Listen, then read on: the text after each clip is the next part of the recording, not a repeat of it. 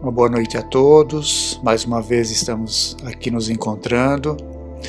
Vamos elevar os nossos pensamentos a Deus em agradecimento por mais essa oportunidade de estarmos aqui juntos, tendo contato com esses ensinamentos que nos farão crescer, que nos farão refletir e certamente nos trarão consolo e entendimento para nossas vidas.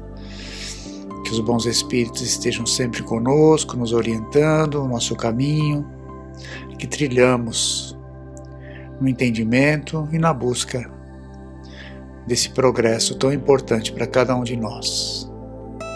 Permita, Senhor, que assim seja, graças a Deus, graças a Jesus.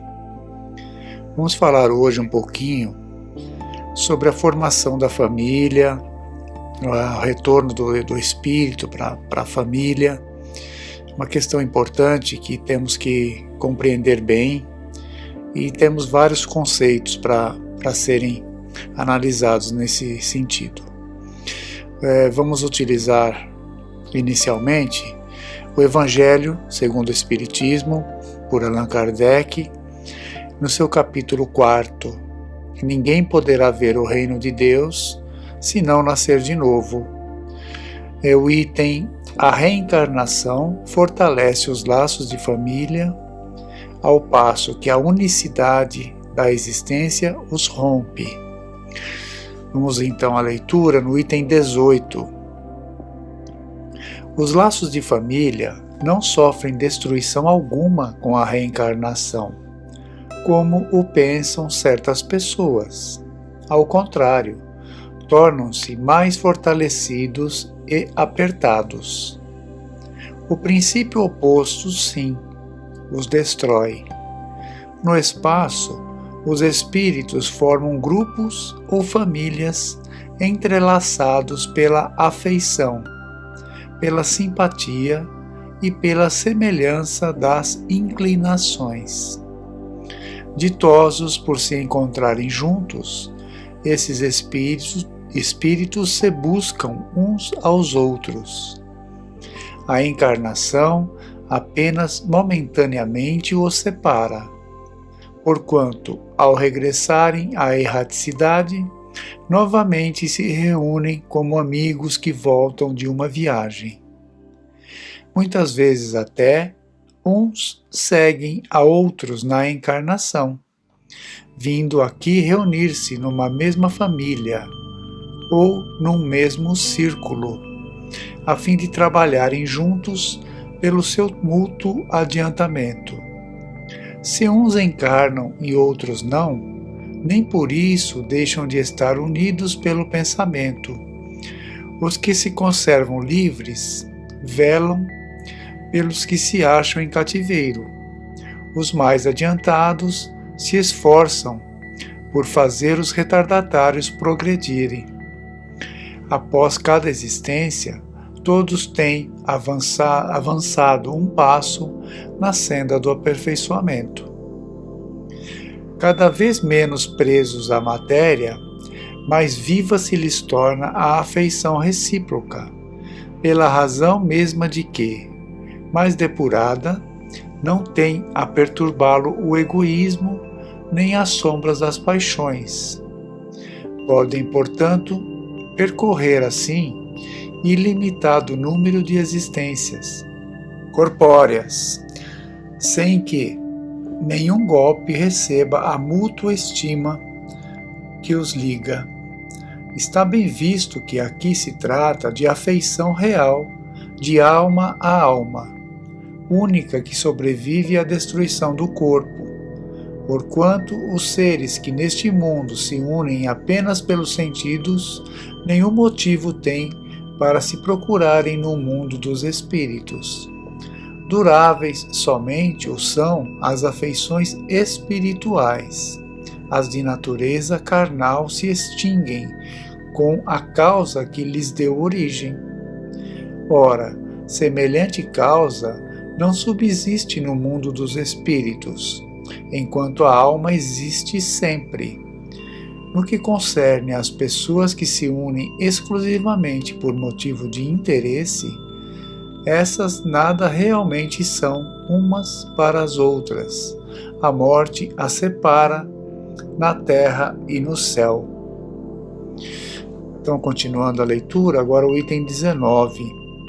A união e a afeição que existem entre pessoas parentes são um índice da simpatia anterior que as aproximou. Daí vem que, falando-se de alguém cujo caráter, gostos e pendores nenhuma semelhança apresentam com os dos seus parentes mais próximos, se costuma dizer que ela não é da família. Dizendo-se isso, enuncia-se uma verdade mais profunda do que se supõe. Deus permite que, nas famílias, ocorram essas encarnações de espíritos antipáticos ou estranhos, com o duplo objetivo de servir de prova para uns e para outros, de meio de progresso.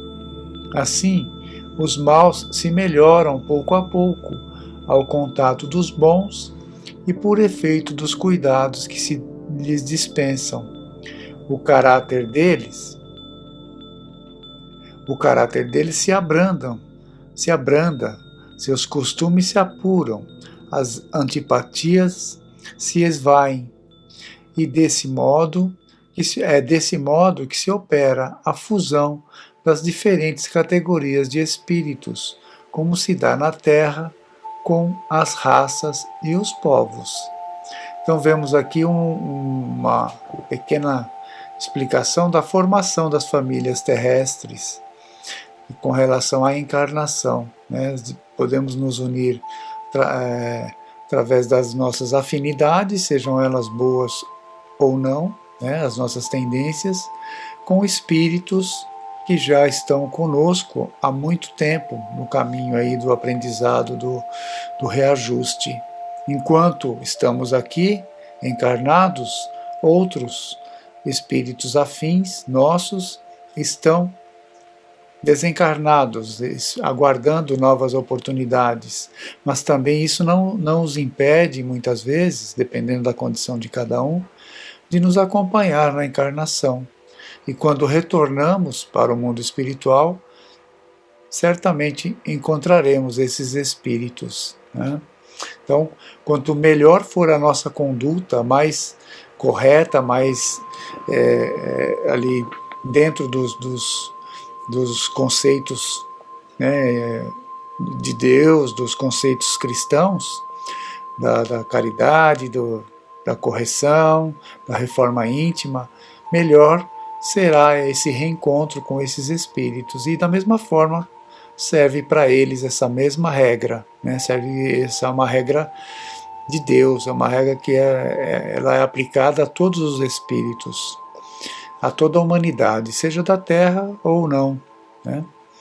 Então, para mais um suporte com relação a esse tema, nós temos também no livro Pensamento e Vida, ditado pelo Espírito de Emmanuel, psicografado por Chico Xavier, o item 11, que ele chama de O Berço. Vamos ler aqui para entendermos um pouco mais.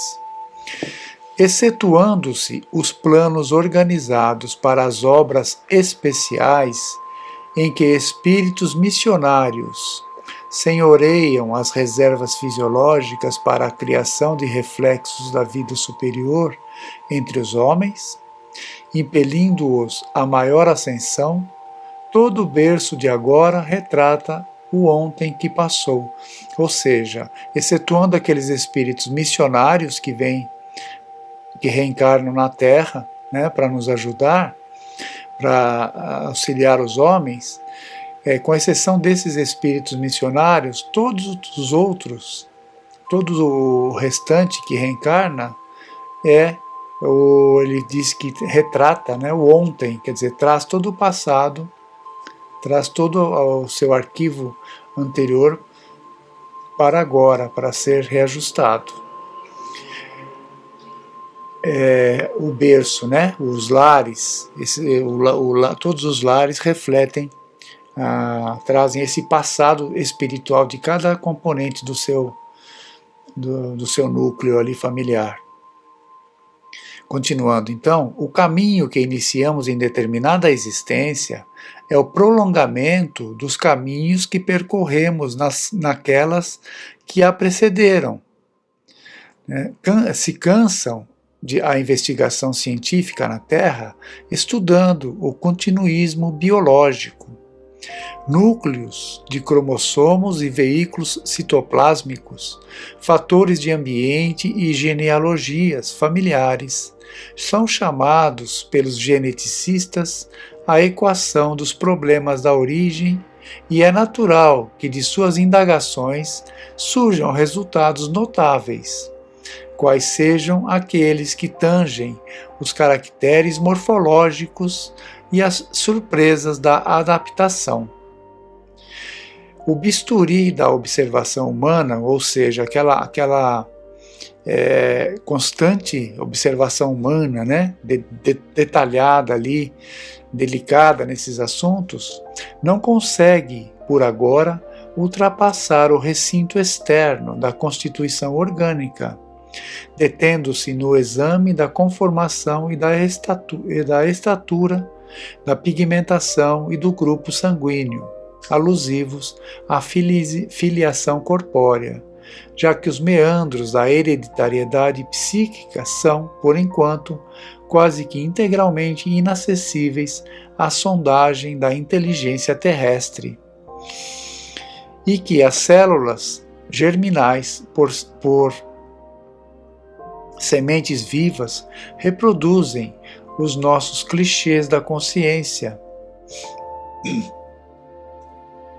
Os nossos clichês da consciência, como ele diz aqui, no trabalho impalpável da formação de um corpo novo. Na câmara uterina, o reflexo dominante de nossa individualidade impressiona a chapa fetal ou o conjunto de princípios germinativos que nos forjam os alicerces do novo instrumento físico, selando-nos a destinação para as tarefas que somos chamados a executar no mundo, em certa cota de tempo. Nisso, não vai qualquer exaltação ao determinismo absoluto, porque ninguém pode suprimir o livre-arbítrio, com o qual articulamos as causas de sofrimento ou reparação em nossos destinos.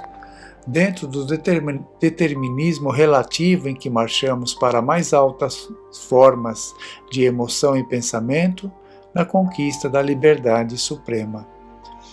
Pelo transe da morte física, regressamos à vida maior, com a soma de realizações que nem sempre são aquelas que vou ler novamente. Pelo transe da morte física, regressamos à vida maior com a soma de realizações que nem sempre são aquelas que deveremos efetuar. E em muitas circunstâncias, as imagens trazidas da permanência na carne são fantasmas temíveis, nascidos de nossas próprias culpas, exigindo reajustes e pagamentos, a modelarem para os nossos sentidos o inferno torturante em que se nos removem as queixas e aflições. Eis, porém, que a justiça fiel por misericórdia nos concede o retorno para a bênção do reinício. Retomamos, assim, através do berço, o contato direto com os nossos credores e devedores para a liquidação dos débitos que contraímos, cujo balanço efetivo jaz devidamente contabilizado nas leis divinas. É desta maneira que comumente renascemos na Terra, segundo as nossas dívidas ou conforme as nossas necessidades, assimilando para este fim a essência genética daqueles que se nos afinam com o modo de proceder e de ser. Os problemas da hereditariedade, em razão disso, descendem, de forma geral, dos reflexos mentais que nos sejam próprios. Em verdade, por vezes abnegados corações, cultivando a lei do amor pelo sacrifício, trazem a si corações desditosos, guardando transitoriamente nos braços monstruosas aberrações que destoam do elevado nível em que já se instalaram. Contudo, devemos semelhantes exceções ao espírito de renúncia com que fazem emergir das regiões infernais velhos laços afetivos, distanciados no tempo, usando o divino atributo da caridade. De conformidade com a regra, porém, nosso berço no mundo é o reflexo de nossas necessidades, cabendo a cada um de nós, quando na reencarnação, honrá-lo com trabalho digno de restauração, melhoria ou engrandecimento, na certeza de que a ele fomos trazidos ou atraídos, segundo os problemas da regeneração ou da mordomia de que carecemos na recomposição do nosso destino perante o futuro. Essa conclusão do texto nos faz refletir muito sobre a busca que muitos espíritos fazem de saber o porquê estão em determinadas famílias, junto com determinados espíritos, muitas vezes difíceis ali de se conviver, né? Muitos abandonam, muitos deixam de lado ali aquela família por não conseguir convivência, não ter ali uma condição de conviver com aqueles espíritos. Então aqui o Emmanuel nos fala claramente essas dificuldades que trazemos, né? Essas uniões espirituais que temos nas nossas famílias. Então que não seja necessário que busquemos ali entender ou saber quem são aqueles entes da nossa família, mas lutarmos juntos para superarmos ali as dificuldades, que elas vão aparecer com certeza para todos nós, mas que esse entendimento possa nos dar essa condição de nos conter, muitas vezes, em alguns ímpetos que nos chegam ali, algumas situações que nos faz ali ter alguma reação abrupta, né, ou imediata de algo que vemos ou algo que passamos, então que isso possa nos fazer ali entender um pouco também e conter os nossos ímpetos aí para um lado bom, para um lado de entendimento e de paz, que é o que, como ele diz, buscar honrar a nossa encarnação com trabalho digno, né, de melhoria, de engrandecimento, para superarmos isso, e também aqueles que estão do nosso lado, né? Vamos pensar muito nesse assunto e lutarmos, porque é um mundo de provas e expiações, e as teremos com certeza. Então ficamos por aqui hoje, que esse texto nos traga aí momentos de reflexão na nossa vida, que sejam importantes para nós. Fiquem todos em paz e tenham uma boa semana.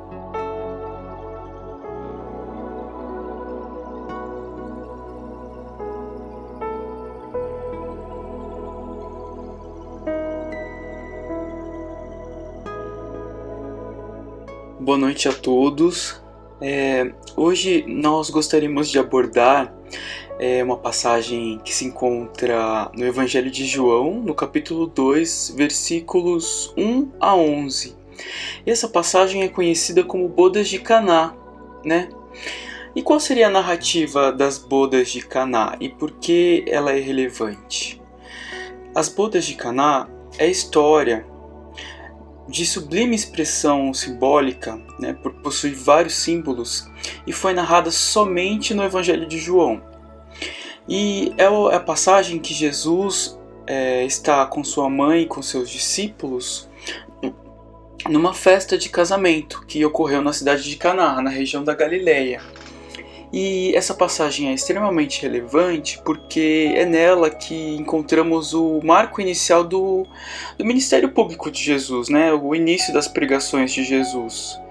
E embora a relevância dessa história decorra de símbolos, de espiritualidade, a maior recordação que a gente costuma associar a essa passagem é a transformação supostamente física da água em vinho, né, operada por Jesus, né, que muitas pessoas, ao interpretarem meramente literal a passagem, acabam encontrando um milagre, né? E nós temos a oportunidade de analisar essa passagem à luz do Espiritismo, com a ajuda do próprio Kardec, né? Então vamos à leitura dessa passagem, que se encontra no capítulo 2 de João. No terceiro dia, houve bodas em Caná da Galileia, e a mãe de Jesus estava lá. Foram convidados também Jesus e os seus discípulos para as bodas. Tendo faltado vinho, diz a mãe de Jesus para ele: eles não têm vinho. Jesus lhe diz: mulher, o que queres de mim? Minha hora ainda não chegou. Diz a mãe dele aos servidores: fazei o que ele vos disser. Havia ali 6 talhas de pedra, postas para a purificação dos judeus, contendo cada qual 2 ou 3 metretas. Metretas eram uma medida de água, né? De líquido, na verdade. Jesus lhes diz: enchei as talhas de água. E encheram as talhas até a borda. E ele lhes diz: agora tirai o líquido e levai ao mestre de cerimônias. E eles levaram. Quando o mestre de cerimônias provou a água transformada em vinho, ele não sabia de onde era, mas os servidores que haviam tirado a água sabiam. O mestre de cerimônias chama o noivo e lhe diz: todo homem põe primeiro o bom vinho, e quando estão embriagados, serve o inferior. Tu conservastes o bom vinho até agora. Jesus fez esse princípio dos sinais em Caná de Galileia, manifestou a sua glória, e os seus discípulos creram nele. Depois disso, desceram para Cafarnaum, ele, sua mãe, seus irmãos e seus discípulos, e ali permaneceram não muitos dias. E, bom, no primeiro momento a gente poderia pensar: será que Jesus queria manifestar sua glória dessa forma, transformando de fato água em vinho? Será que esse fenômeno serviu para impressionar todos, a fim de provar que ele era o Messias, o enviado de Deus? Né? A gente sabe, né, pela leitura do Evangelho, que Jesus reprovava os interlocutores que demandavam sinais e prodígios, né? Jesus queria provar a sua glória através do ensinamento moral e não através de milagres. E a gente também sabe que João Evangelista, ao fazer o Evangelho, escrever o Evangelho, ele resgatou muitos símbolos do Antigo Testamento. E o primeiro exemplo que a gente pode dar é o início, o prólogo do Evangelho de João, que ele fala: no princípio havia o verbo, né? Ele compara Jesus ao verbo divino. E esse no princípio é uma clara alusão a Gênesis, então é como se ele fizesse uma releitura da criação do mundo, né? Na perspectiva de Jesus. No princípio havia o verbo. Então, além dele resgatar esses símbolos, João Evangelista também introduz novos símbolos, né? Então a gente pode, por exemplo, lembrar da destruição do Templo de Jerusalém e do seu soerguimento em 3 dias, como símbolo da ressurreição de Jesus, né? Como também o exemplo do diálogo de Jesus com Nicodemos a respeito da necessidade de nascer de novo da água e do Espírito para ver o reino de Deus. Também podemos encontrar no Evangelho de João o exemplo da água viva que Jesus ofereceu à samaritana, né? Do exemplo do pão do céu que Jesus oferece à multidão. São muitos símbolos que encontramos no Evangelho de João. Então precisamos fazer uma leitura que ultrapassa a mera interpretação literal, gramatical, né? O próprio Kardec fala isso no Evangelho segundo o Espiritismo. Ele fala que é preciso ler o Evangelho entendendo a cultura do povo judeu, né? E aí, nós podemos então recorrer aos comentários do próprio Kardec sobre as bodas de Caná, que se encontram no livro A Gênese. Então vou fazer a leitura desse trecho que Kardec escreveu. Este milagre, referido unicamente no Evangelho de São João, é apresentado como o primeiro que Jesus operou, e nessas condições devera ter sido um dos mais notados. Entretanto, bem fraca impressão parece haver produzido, pois que nenhum outro evangelista dele trata. Aqui eu vou fazer um comentário à parte. Essa passagem de Caná, das bodas de Caná, só se encontra em João. Então Kardec está dizendo assim, se realmente Jesus tivesse transformado fisicamente a água para o vinho, será que os outros evangelistas não teriam escrito a mesma passagem? Né? Bom, retomando a leitura de Kardec. Fato não extraordinário era para deixar espantados no mais alto grau os convivas e, sobretudo, o dono da casa, os quais, todavia, parece que não o perceberam. Né? Considerado em si mesmo, pouca importância tem o fato, em comparação com os que verdadeiramente atestam as qualidades espirituais de Jesus. Quer dizer, agora é o meu comentário. Aqui Kardec está dizendo que a espiritualidade, o caráter do Cristo é possível em Jesus pelos atos que ele praticou, pela caridade, pelos ensinamentos, né? E nós não encontramos o caráter de Cristo em Jesus por transformações extraordinárias, né? Voltando à leitura de Kardec. Admitido que as coisas hajam ocorrido conforme foram narradas, quer dizer, vamos supor que realmente Jesus tenha transformado a água em vinho, de forma física, né? É de se notar, seja esse, de tal gênero, o único fenômeno que se tenha produzido. Olha só o que Kardec fala. Jesus era de natureza extremamente elevada, para se ater a efeitos puramente materiais, próprios apenas a aguçar a curiosidade na multidão, que então teria nivelado ao mágico. Kardec continua. Ele quem? Jesus. Jesus sabia que as coisas úteis lhe conquistariam mais simpatias e lhe granjeariam mais adeptos do que as que facilmente passariam por fruto de grande habilidade e destreza.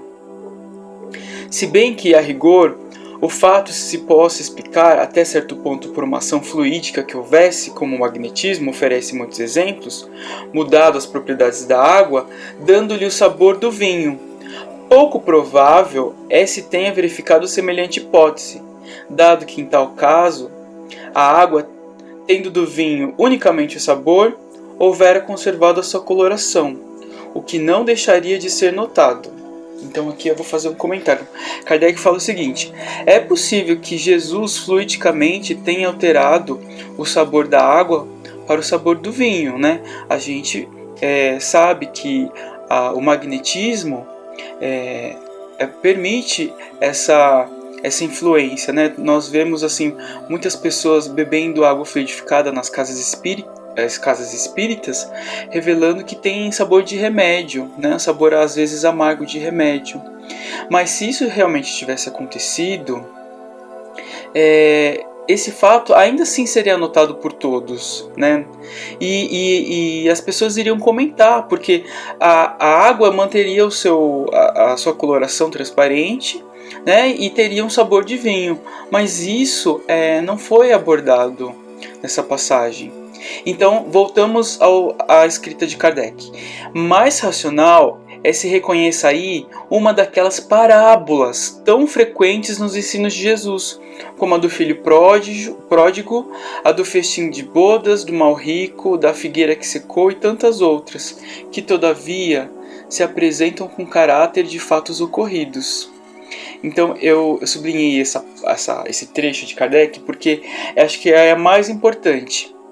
Kardec reconhece nessa passagem uma possível parábola mais racional é que se reconheça aí uma daquelas parábolas, né? E aí as coisas começam a fazer sentido. Então vamos voltar à leitura.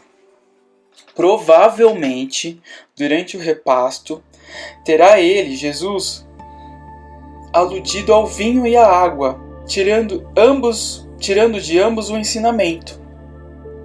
Justificam esta opinião as palavras que a respeito lhe dirige o mordomo. Toda a gente serve em primeiro lugar o vinho bom, e depois que todos o têm bebido muito, serve o menos fino. Tu, porém, guardas até agora o bom vinho. E continuando na análise de Kardec, entre duas hipóteses, deve-se preferir a mais racional, e os espíritas não são tão crédulos que por toda parte vejam manifestações, nem tão absolutos em suas opiniões que pretendam explicar tudo por meio de fluidos. Então essa foi a observação de Kardec, que nos traz a oportunidade de analisar essa passagem não como uma interpretação literal, né, mas como uma interpretação simbólica, né, encarando nessa passagem uma verdadeira parábola, né, e assim, cheio de símbolos, porque ele fala assim: provavelmente durante o repasto terá Jesus aludido ao vinho e à água, tirando de ambos um ensinamento. Então, que ensinamento que a gente pode tirar da transformação da água em vinho, né? Então, antes de recorrer a essa interpretação, a gente tem a oportunidade de lançar alguns dados históricos, né? Nós recorremos a dois espíritas, um chamado Carlos Torres Pastorino, que escreveu um livro chamado Sabedoria do Evangelho, e um outro chamado Alfredo Cefaria, né? E que escrevia na Revista Reformador na década de 30. E aí, a gente pode associar festas das bodas a uma festividade de casamento, que na Palestina durava muitos dias, né? Era uma festa que durava por volta de 7 dias. E aí, os organizadores da festa tinham necessidade de prever as quantidades de comida e de bebidas. E essa provisão não poderia faltar, né? Porque seria uma desonra, né, para a família do noivo, para a família da noiva, né? Então foi nessa circunstância que a mãe de Jesus observou essa dificuldade em relação ao vinho, né? E muita gente se apega à fala de Jesus à sua mãe, né? Às vezes até criticando, dizendo que é uma fala que é aparentemente rude, ríspida, mas assim, naquela época o termo mulher não era um termo ríspido, né? Não era uma forma seca de se comunicar, porque você distinguia uma menina ainda jovem, virgem, de uma mulher, né? A virgem era chamada de pártenos, e a mãe, a mulher casada, a mulher que já tinha filhos, era chamada de mulher, né? Que hoje equivaleria a senhora. Então não há nada de ríspido na fala de Jesus à sua mãe, né? E as talhas? O que seriam as talhas? As talhas eram vasos que eram apropriados para guardar a água, que tinha como destino as purificações, né? As abluções. Moisés instituiu algumas regras de abluções, de purificações da mão, de higiene, e os judeus seguiam à risca essas regras. Então eles tinham vasos apropriados para esse tipo de purificação. E a gente não pode esquecer que eram talhas de pedras, né? E a metreta era uma medida de líquidos, e ela podia variar. Na cultura judaica, né, a metreta ela podia corresponder a 39 litros, a 40 litros aproximadamente, né? Então, cada talha podia suportar até 120 litros, porque são talha de 2 a 3 medidas, né? De 2 a 3 metretas. Então, se cada talha pode suportar 120 litros e Jesus pede 6 talhas, então a gente estaria cogitando de 720 litros de água transformada em vinho, né? Que seria já muita coisa. E aí nós podemos fazer uma interpretação mais espiritualizada, né? Sair do campo da interpretação literal e avançar na interpretação mais interpretativa, mais espiritualizada. Por exemplo, a água no Antigo Testamento, ela é associada, ela aparece em várias passagens que associa a crença do povo hebreu a Deus, né? Por exemplo, quando eles estavam peregrinando no deserto e eles tinham sede, né? E naquele momento não tinha água, eles duvidavam, eles colocavam a crença em Deus à risca, né? Então Moisés, pela misericórdia de Deus, né, e pela instrução da espiritualidade, conseguiu ofertar água àquele povo para saciarem a sede. Nós encontramos 2 episódios em Êxodo, né, um no capítulo 15 e outro no capítulo 17, né, que o Moisés tirou a água da rocha com seu cajado, e outra vez ele encontrou uma água amarga e ele colocou um pedaço de madeira e a água ficou doce. Então, a gente poderia associar a água à crença em Deus, né? E o vinho? O vinho é muito importante nessa passagem. O vinho era, naquela sociedade influenciada pela cultura helênica, pela cultura grega, um elemento indispensável para as refeições festivas, né? E até a gente encontra no Salmo 104 uma referência do vinho como algo que dá alegria. Então, o vinho é símbolo de alegria, né, no Antigo Testamento, né? E também é um símbolo que traz a ideia da vinda do Messias para os judeus, né? No Antigo Testamento a gente encontra, por exemplo, em Gênesis, uma passagem no capítulo 49, que o patriarca Jacó abençoou seu filho Judá, e era o tronco de onde deveria surgir o Messias, né? Ele faz referência à vinha, com sentido messiânico, que para nós seria o sentido de regeneração. A gente também pode encontrar no livro profético de Isaías, no capítulo 5, um poema em que o profeta comparou o povo de Israel a uma vinha, que por suas transgressões não deu uvas boas, né? E no Novo Testamento, né, onde que a gente encontra a figura do vinho? A gente encontra a figura do vinho na parábola dos trabalhadores da vinha, né? E também nós encontramos Jesus afirmando ser a verdadeira videira, né? E também a gente pode identificar no Novo Testamento um diálogo que Jesus teve com seus discípulos na última ceia, onde ele faz uma referência à expectativa de tomarem vinho no reino de Deus, né? Tá assim a passagem: amém vos digo que nunca mais beberei do fruto da videira até aquele dia em que o beba, vinho novo, no reino de Deus. Isso está em Marcos capítulo 14, versículo 25. Bom, e para o Espiritismo? Será que o vinho tem alguma associação, algum símbolo? A gente pode afirmar que sim, né? Na terceira revelação a gente encontra o símbolo da cepa nos prolegômenos do Livro dos Espíritos, né? E a espiritualidade assim se pronunciou: porás no cabeçalho do livro a cepa que te desenhamos, porque é o emblema do trabalho do Criador. Aí se acham reunidos todos os princípios materiais que melhor podem representar o corpo e o espírito. O corpo é a cepa, o espírito é o licor, a alma, o espírito ligado à matéria, é o bago. O homem quintessencia o espírito pelo trabalho, e tu sabes que só mediante o trabalho do corpo o espírito adquire conhecimentos, né? Então vemos aí a associação do licor, da uva, ao espírito, né? Então o vinho representava a espiritualização do ser humano, né? E nós vemos isso não apenas no Antigo Testamento e no Novo Testamento, nós vemos isso na terceira revelação, no Livro dos Espíritos, né? É o emblema da cepa.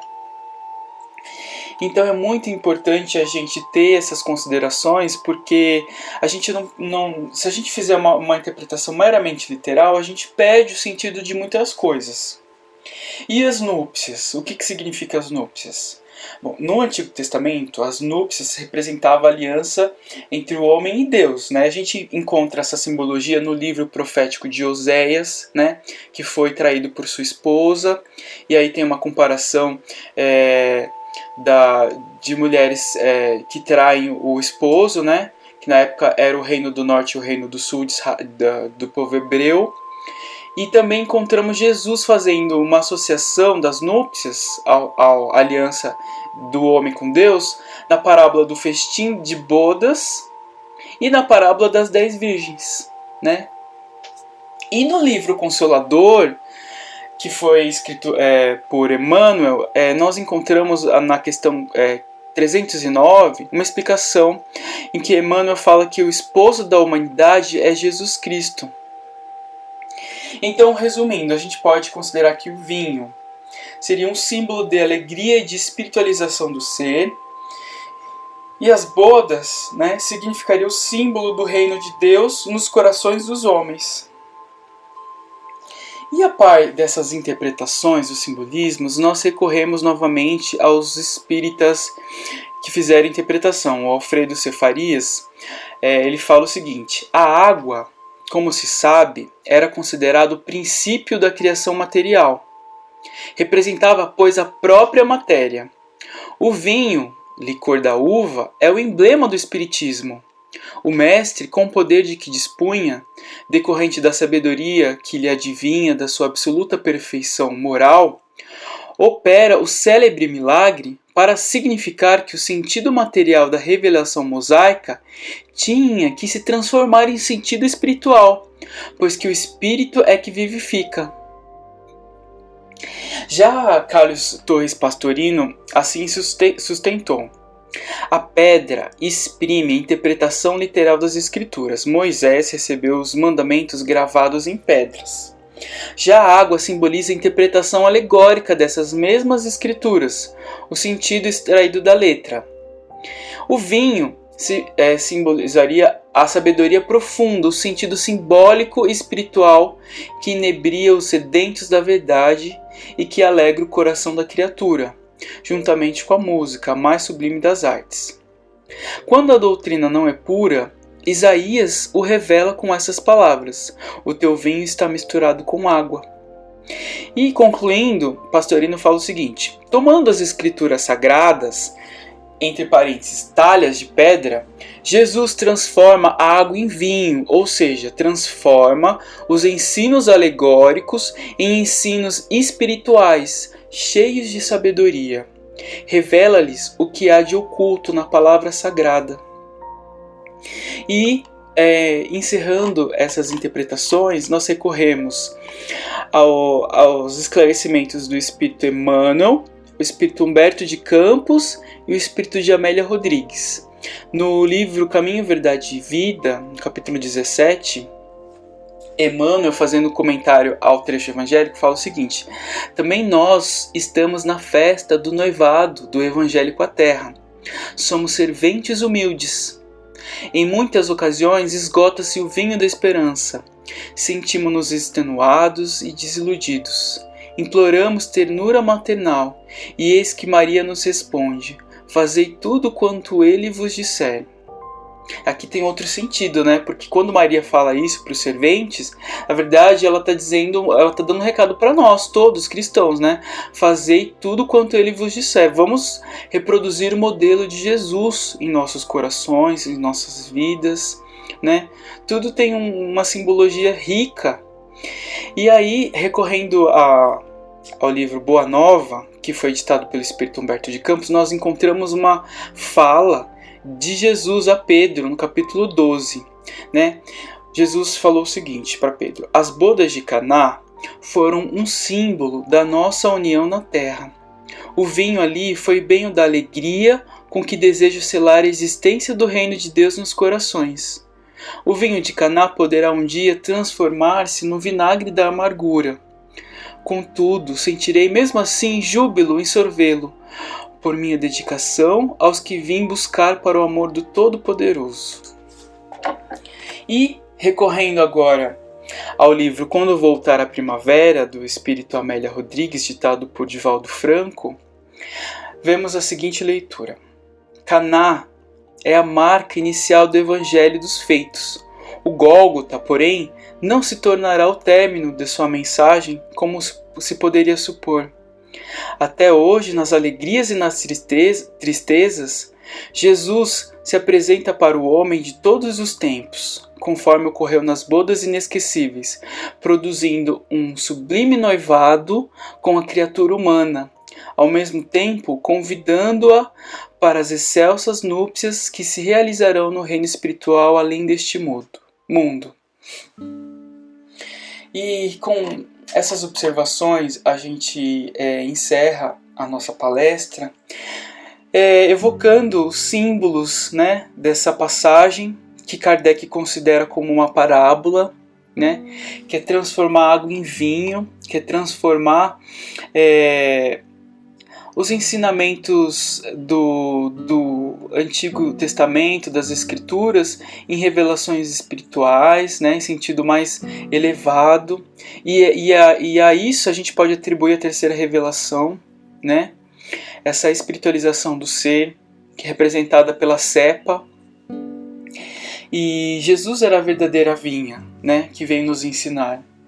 Então, que possamos extrair a simbologia rica dessa passagem e agradecer a espiritualidade, agradecer a Kardec que fez essas observações e que possamos sentir cada vez mais nas nossas releituras do Evangelho a palavra de Jesus, né?